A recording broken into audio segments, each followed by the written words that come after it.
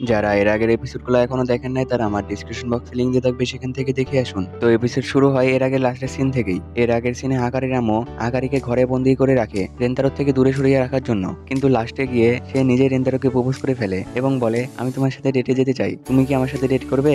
আর এই এপিসোডে আমাদের দেখানো হয় রেন্তারো এটা শুনে অবাক হয়ে যায় এবং কারণে মনে মনে বলে হাকারির আম্মু হাকারির বয়ফ্রেন্ডকে এখনই প্রপোজ করেছে। এবং সে রেন্তারোকে বলে তুমি এভাবে চুপচাপ বসে আছো কেন, তুমি তাকে কোনো উত্তর দাও। এবং হাকারির আম্মু বলে আরে আমি তো মজা করছিলাম। আর হাকারির আম্মুর নাম হানাজনো হাহারি। এবং রেন্তারো হাকারির আম্মুকে বলে আমি হাকারিকে সবসময় ভালোবাসবো, আমি তাকে কোনো সময় দুঃখ দিব না। এবং হাকারির আম্মু বলে কিন্তু আমি এটা কিভাবে বিশ্বাস করব, আমি তোমার কথা শুনে তো আমার মেয়েকে তোমার হাতে তুলে দিতে পারি না। তখনই হাকারির আম্মু একটি লাইভ ডিটেক্টর বের করে, আর এই লাইভ ডিটেক্টরের কাজ হলো ছোট থেকে ছোট মিথ্যা কথাও সেটি ধরে ফেলে। এবং রেন্তারো বলে কিন্তু আমি এই মেশিনটির উপরে কিভাবে বিশ্বাস করব। এবং হাকারির আম্মু কারানেকে বলে তুমি ওইখানে বসো। এবং কারানে সেখানে বসে পড়ে এবং তাকে বলে তোমার প্রথম প্রশ্ন তোমার কাপ সাইজ কত। এবং কারানে বলে এইটা কোন ধরনের প্রশ্ন। হাকারির আম্মু বলে এই প্রশ্নের উত্তর দিলে আমরা এখনই বুঝে যাব যে এটা কাজ করছে নাকি করছে না। এবং কারানে বলে আমার কাপ সাইজ বি অথবা সি। এবং মেশিনটি বলে এটা মিথ্যে কথা। এবং কারানে বলে বি। এবং মেশিনটি আবারও বলে এটিও মিথ্যা কথা। এবং কারানে রেগে যায় এবং মেশিনটিকে মারা শুরু করে দেয় এবং বলে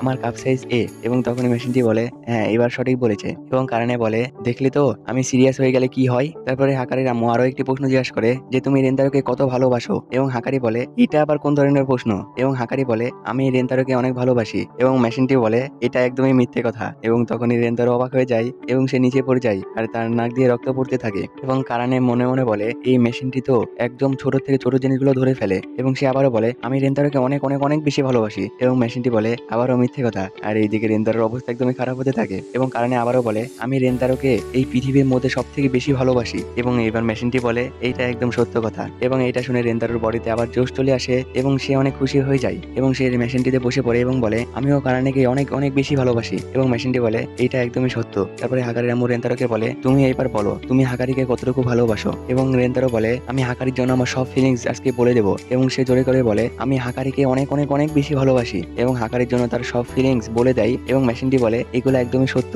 আর এটা শুনে হাকারির আম্মু অবাক হয়ে যায় এবং সে বলে আমরা একটি মেশিনের উপরে কিভাবে বিশ্বাস করতে পারি। এবং কারণে এটা শুনে অনেক রেগে যায় এবং বলে তুমি আমাকে এসব অদ্ভুত প্রশ্ন করার পরে এই কথা বলছো। তারপর সেখানে একটি মেয়েট দৌড়াতে দৌড়াতে আসে এবং বলে হাকারি জানালার থেকে লাফ মারার চেষ্টা করছে। এবং এটা শুনে কারণে হাকারির আম্মুকে ধরে ফেলে এবং রেন্দারোকে বলে এবং সবাইকে বলে তোমরা একটুও লড়বে না, না হলে এনার গলা ভেঙে দেবো। এবং রেন্দারোকে বলে তুমি তাড়াতাড়ি যাও এবং ওই পাগলিকে বাঁচিয়ে তাকে নিয়ে এখান থেকে পালিয়ে যাও। এবং রেন্দারো বলে কিন্তু তোমার কি হবে। এবং কারণে বলে তুমি তো আমার জন্য আবার ফিরে আসবে, আমি তোমার জন্য ততদিন অপেক্ষা করতে পারবো। এবং রেন্দারো সেখান থেকে দৌড়ে চলে যায় এবং হাকারির আম্মু জোর খাটাতে থাকে। আর কারণে মনে মনে বলে আমি যদি এনাকে এখন না আটকাই তাহলে আমরা কখনোই আর একসাথে হতে পারবো না। এবং তারা দুজনে জোর খাটাতে থাকে। তারপরে রেন্দারো হাকারির কাছে চলে আসে এবং বলে তুমি এইদিকে নেমে আসো। এবং হাকারি বলে এই সবকিছু আমার জন্য হয়েছে, তোমার এত সমস্যা হয়েছে সবকিছু আমার জন্য, আমি আর বেঁচে থাকতে চাই না, আমি বেঁচে থাকলে শুধু তোমার সমস্যাই তৈরি করব। এবং রেন্দারো বলে এমনটা কোনো কিছুই না, তুমি সাথে থাকলে আমি সবসময় খুশি থাকবো, কোনো সমস্যা আমার কাছে সমস্যা মনে হবে না, তুমি এদিকে নেমে আসো। এবং হাকারিও মেনে যায় এবং সে নেমে আসতে যাবে তখনই সে খেয়াল করে সে অনেক উঁচুতে রয়েছে এবং সে অনেক ভয় পেয়ে যায়, সেজন্য সে নেমে আসতে পারে না।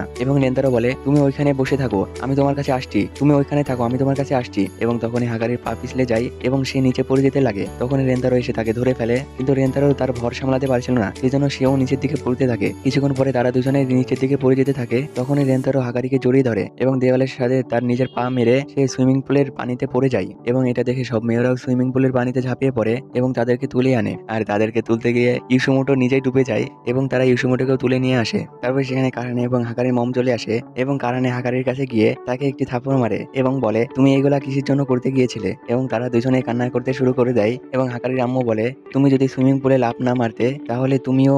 এবং রেন্তারো বলে হ্যাঁ আমি বলেছিলাম না আমি হাকারিকে সবসময় খুশি রাখবো, আমি নিজে মরে গেলেও হাকারিকে সবসময় খুশি রাখবো। এবং এটা শুনে হাকারির মম মাথা নিচে করে বলে তুমি হাকারিকে সবসময় সুখে রেখো। এবং এটা শুনে রেন্দারো বলে তিনি যদি সবসময় এভাবে থাকে তাহলে তার জীবনে সবসময় দুঃখই থাকবে। এবং সে তার কাছে গিয়ে বলে আমি আপনাকে ওয়াদা করছি আমি হাকারি এবং আপনাকে দুজনকেই সুখে রাখবো, আমি আপনাদের দুজনকে কখনোই কষ্ট দিব না। এবং হাকারির আম্মু বলে এটা কি আমি তখন যেটা বলেছিলাম সেটার রিপ্লাই। এবং রেন্দারো বলে হ্যাঁ। এবং হাকারি বলে আম্মু আপনি তাকে এইসব বলেছেন। এবং হাকারির আম্মু বলে হ্যাঁ রেন্দারো অনেক কিউট, সেজন্য আমি নিজেকে কন্ট্রোল করতে পারিনি।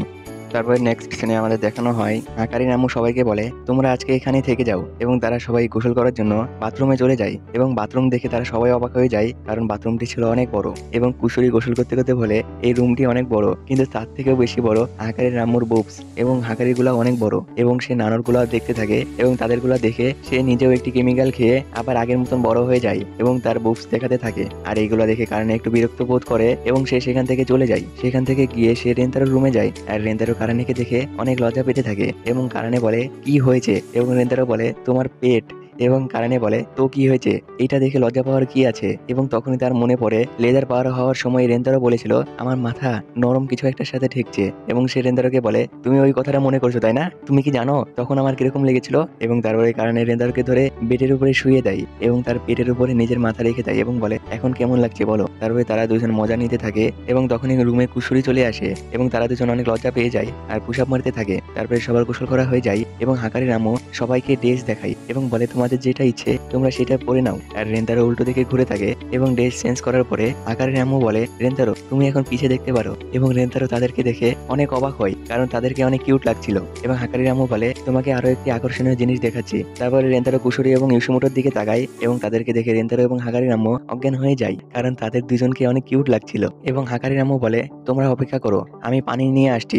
এবং সে সেখান থেকে চলে যেতে লাগে, তখনই রেন্তারো বলে দাঁড়ান আমিও আপনাকে সাহায্য করছি। তারপরে তারা দুজন পানি নিয়ে আসতে যায় এবং রেন্তারো মনে মনে বলে তার মন খারাপ মনে হচ্ছে, তার মন ভালো করার জন্য আমার কোনো কিছু করা উচিত। এবং সে হাকারির আম্মুকে বলে হাহারি এখনো আমাদের জীবনে করার মতন অনেক কিছু রয়েছে, আমরা এখনো আমাদের জীবনকে এনজয় করতে পারবো। এবং তখনই হাহারি রেন্তারোর কাছাকাছি চলে যায় এবং বলে রেন্তারো আমাকে ক্ষমা করে দাও, আমি আর নিজেকে কন্ট্রোল করতে পারছি না, তুমি প্লিজ আমার রুমে চলো। আর এইখান থেকে এই এপিসোড শেষ হয়ে যায়। দেখা হচ্ছে নেক্সট এপিসোডে। আল্লাহ হাফেজ।